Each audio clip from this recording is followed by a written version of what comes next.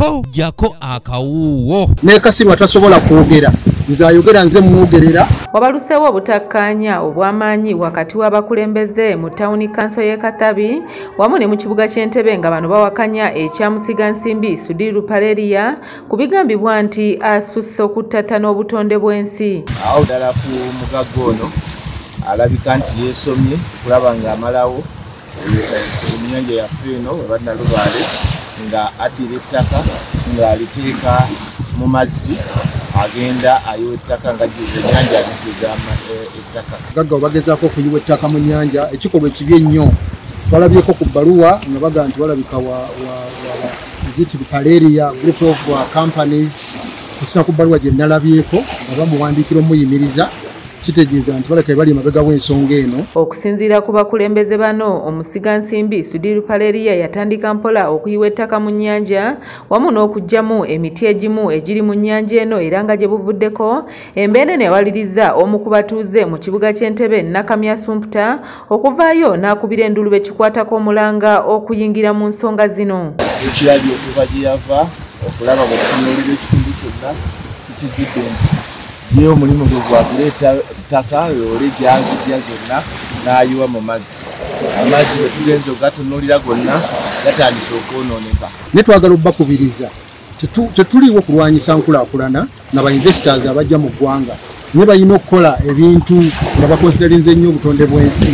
Olwaleero ekizibu ekiriwo mu nsi yonna tulivinga in a global village nti kyokola nga kikosa obutonde bw'ensi Entebbe wano n'ow'omu America n'ow'e India abakosedde. Mu kiseera kino ab'ekitongole ki Lake Victoria Regional Local Authorities Corporation nga kino kivunaanyizibwa ku kulondoola n'okukuuma ennyanja Nalubaale basitukiddemu ne balabula buli omu eyeenyigidde mu kikolwa kino era nga ssentebe w'ekitongole kino Emmanuel Sserunjogi asimbye enjala ne mu ttaka n'ategeeza nga bw'atagenda kukkiriza kuttattana butonde bw'ensi. Tugenda kufulumya ekiwandiiko kigenda okuwa buli gwe kikwatako Ministry y'obutonde bw'ensi ey'amazzi ne Prime Minister nga twemulugunya ku kino era nga tubalagira okukiyimiriza bunnambiro.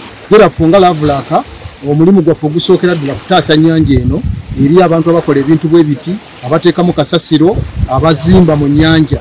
N'ensonga twagala okukubira omulanga bonna bekikwatako batwegatteko ba activists bonna balwaniriza obutonde bw'ensi. Abakulembeze bano bagamba nti kino kya buswavu nnyo okuttattana obutonde bw'ensi nga tetubaliridde emijiji gigenda kuddako mu biseera ebijja. Amateeka weegali naye gagenda ne gakola ki ne galinnyirirwa abalowooza nti bamaanyi mu gavumenti ng'oli etteeka liringa eritamukolako naye nga weeriri nti ebikyamu ne bigenda mu maaso nga bavunaanyizibwa bonna batunula.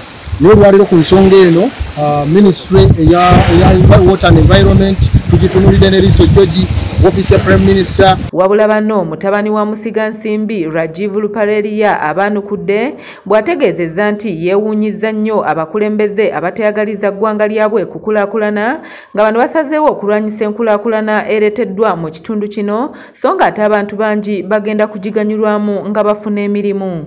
Mulabyeyo lye bayiye mu mazzi. Tukomye we twakoma awali platform eya Sese Gateway Beach line y'emiti yonna mugirabye side guchina weri compound ye we yali koma nonu we yali atandikira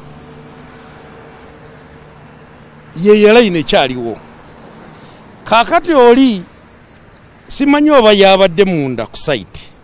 Abalupaleria Group bategeezezza nti buli kimu kye bakola mu kifo kino kiri mu mateeka kubanga baali tebannatandika mulimu guno basooka kutuukira ekitongole ekivunaanyizibwa ku butonde bw'ensi ekyannema era ne kikkiriza nga mu kifo kino bagamba nti bakusaasaanyizaawo obukadde bwa $100 ng'era enteekateeka eno egendereddwamu okusikiriza abalambuzi okweyongera okujja mu ggwanga lino okusobola okutumbula ebyobulambuzi ate n'okwongera okutunda eggwanga Uganda mu nsi ez'ebunaayira. The regulators acting is out of pressure from the political system. If this politician actually had any concerns, she would have approached us in a formal way to first come and ask us, what are we doing? How are we doing it? She has local authorities in the area. She's not even from Katabi. She's from Entebbe. Kanyike Kevinzi, yakusakidde eggulire lino okulwa ABS Television. Her approach to take things on social media is an extortionist approach.